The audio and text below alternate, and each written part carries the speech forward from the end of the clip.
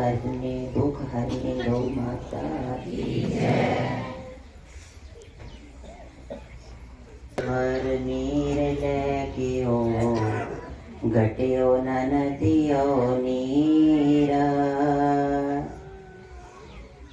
धर्म करे धन न घटे के दास कबीरा।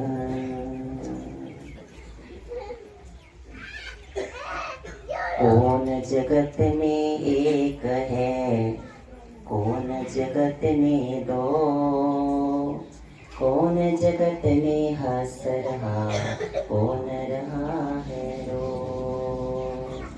ब्रह्म जगत में एक है सूरज चंदा दो, पापी हंस रहा है और धर्म रहा है रो। तो क्या हो रहा है कि पापी हंसता है और धर्म रोता है। ये शुरू से ही होता आ रहा है, क्योंकि कहते हैं ना कि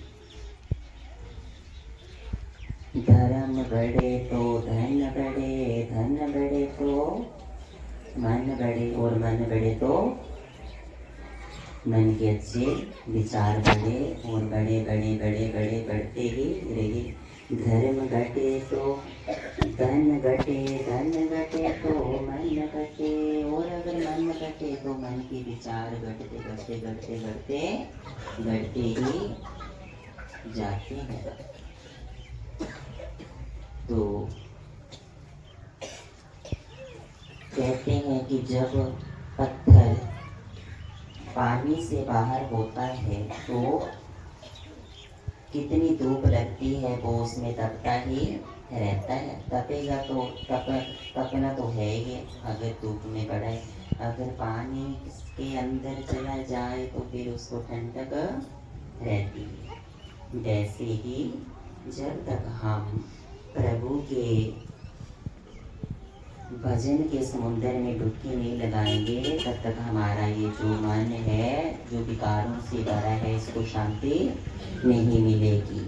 शांति कब मिलेगी? जब भक्ति का साधन लगाएंगे फिर मन को शांति मिलेगी। नहीं तो ये मन भी ऐसे ही जो ये कलयुग की बुरी धूप है इसलिए ही बाहर पड़ा पड़ा सड़ता रहेगा, क्योंकि धूप आगे से आगे बड़ी तेज होती जा रही। पता है आपको? हाँ जी। तो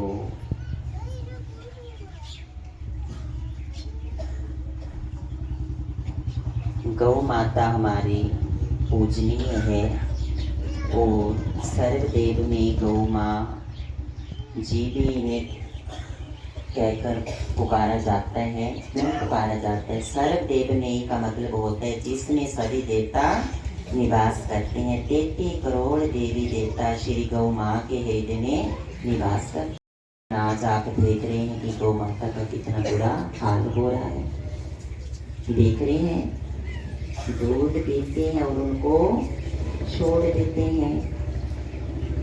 रास्ते में ऐसे ही शूरे मार रहे हैं उनको, है ना, ग्रस्त कर रहे हैं उनको, क्षतिग्रस्त कर रहे हैं मार मार के। उनकी टांगों को तोड़ रहे हैं, उनकी पीठों को लाठी मारे, उनके सींगों को, कानों को, मुंह को तोड़ रहे हैं। पहले क्या होता था कि घर घर में गाय होती थी, सुबह उठ के पहले पेड़ा खिलाया जाता था। लेकिन आजकल क्या हो रहा है, जमों को ज्यादा पाल रही हैं, भैंसों को और गाय का अत्याचार हो रहा है।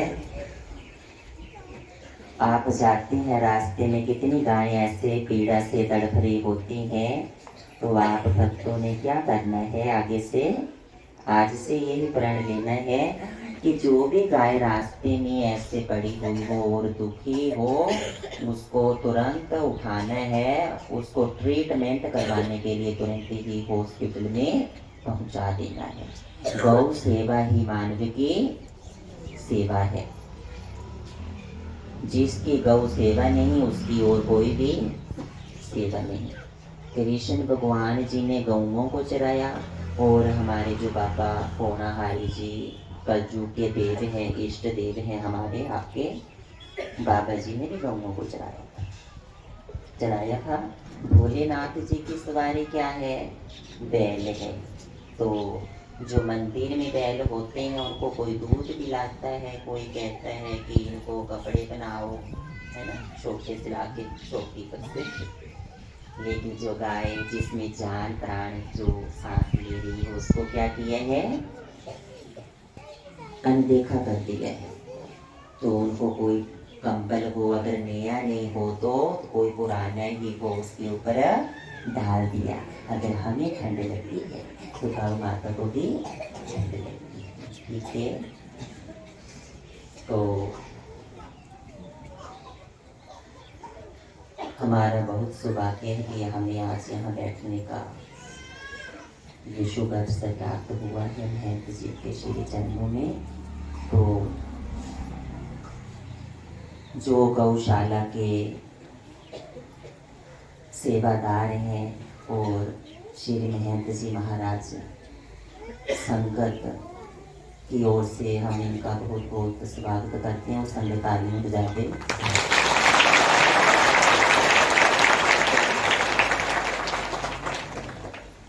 तो गौ माता को हरा घास होता है, जैसे गौशालाएं आजकल बनाई गई हैं जगह, कुछ जैसे किलोमीटर पर होल के अंदर, जैसे 10 किलोमीटर हो गया, 50 किलोमीटर, उसके अंडर एरिया में कोई कोई गौशाला होती है। हमारी महर्षि गोदाम के नजदीक और के भी गौएं हैं, यहाँ पर भी गौशाला है।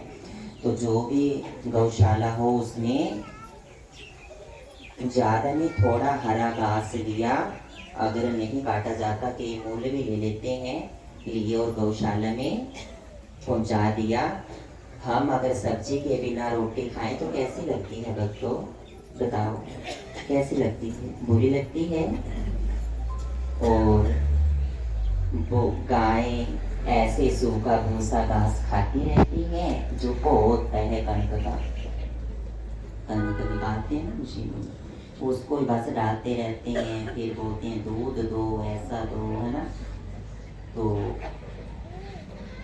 अगर थोड़ा बीच में मिक्सड होगा हरा घास तो गाय के मन को रिलैक्स फील होगी, शांति मिलेगी, वो तभी मिलेगी जब आप ऐसा अच्छा कर्म करो। ठीक है जी। तो एक बार की कहावत है कि दो बेस्ट फ्रेंड थे, सगे मित्र थे, एक का नाम नास्तिक था, एक का नाम आस्तिक था। रास्ते में दोनों चले हुए हैं, वार्तालाप करते हुए बोलते हैं कि मैं नहीं मानता हूँ भगवान को कि भगवान क्या होता है, जैसे आजकल के बोली देते हैं आमतौर पे।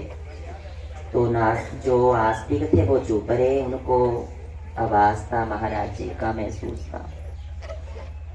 रास्ते में चलते गए तो चलते चलते रास्ते में एक, जैसे आजकल मौसम चला हुआ है, खेत आए आगे, हम बोल देते हैं कि मौसम है चलो कद्दू बीज देते हैं, थोड़ा बीज या घिया राम तोड़े, है ना, और सब्जी बीज देते हैं। तो रास्ते में सब्जियां बीजी हुई थी, तो वहाँ एक कद्दू की बेल लगी हुई थी, और बेल में क्या था? कद्दू लगा हुआ था इतना बड़ा। तो जो नास्तिक थे वो आस्तिक जी से क्या कहने लगे कि अगर तेरा भगवान मेरे सामने होता तो मैं उनको पूछता कि ज्ञान देता कि ये आपने क्या बनाया है, इतनी कोमल बेल को एड्डा बड्डा कद्दू लगा दिया है। फिर आस्तिक जी फिर भी चुप रहे। आगे चलते गए आगे जो नास्तिक था उसको नींद आने लगी। आगे आम का वृक्ष आ गया, वो उसके नीचे सो गया और मंद मंद मस्त मस्त हवा का झोंका चला और उसकी नींद और बूढ़ी हो गई और वह सो गई। तो क्या हुआ कि ऊपर से एक छोटा सा आम गिरा, जैसे हवा चली और उसकी नाक के ऊपर गिरा। जैसे ही नाक के ऊपर आम गिरा, वैसे ही उसकी जो मन की शंका थी, भ्रम था, वो तुरंत ही खत्म हो गया। तो नास्तिक जी आस्तिक को कहने लगे, ये बहुत अच्छा हुआ, अगर इसकी जगह कद्दू होता तो मेरे नाक का चिथड़ा चिथड़ा हो जाता। तो प्रिय भक्तों, जो भगवान जी ने इस संसार में चीज बनाई है, उसका कोई ना कोई कारण है, उसने भलाई है। जो प्रभु जी ने चीज बनाई है वो कभी भी व्यर्थ नहीं जाएगी। हर चीज की रिस्पेक्ट करो, ठीक है, किसी का निरादर ना करो।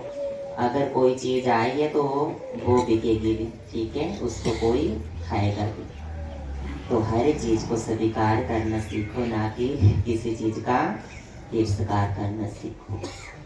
अब कई बोलते होंगे कि आंख पीछे लगा दी, आगे लगा दी भगवान जी ने, पीछे क्यों नहीं लगा दी। के बोलते होंगे कि सोना तो कानों से, सोना तो इन्होंने ये बार फटका क्यों लगा दिया कानों का। तो प्रभु जी को पता था कि आप वृद्ध होंगे, वृद्ध अवस्था आएगी तो आपको स्पेक्स भी लगाना पड़ेगी, फिर आपको वो डंडी कहाँ लगाएंगे। प्रभु जी को पता था कि कोरोना आने वाला है, अगर कोरोना आएगा तो आप ये कहाँ लगाएंगे, ये मास्क, ये इसमें बांधना पड़ेगा। और जब भी कोई तेज ध्वनि होती है वो सीधी हमारे कानों के अंदर नहीं जाती है, वो पहले कानों में जो ये फटका है इसमें टच होती है, और जितनी लिमिट मात्रा होती है उतनी अंदर जाती है। तो इसका भी कारण है, किसी को कोसना नहीं है, जो हो रहा है अच्छे के लिए ही हो रहा है। तो इस बात का विशेष ध्यान रखना है और अपनी जीवन के साथ बोलिए जयकारा माक्षी जी का, श्री महंत जी महाराज की, श्री गौ माता की जयकारा, सुंदर गुफा वाले बाबा जी का बोलिए जय श्री माता जी। एक बार फिर बोलिएगा, जय श्री माता जी।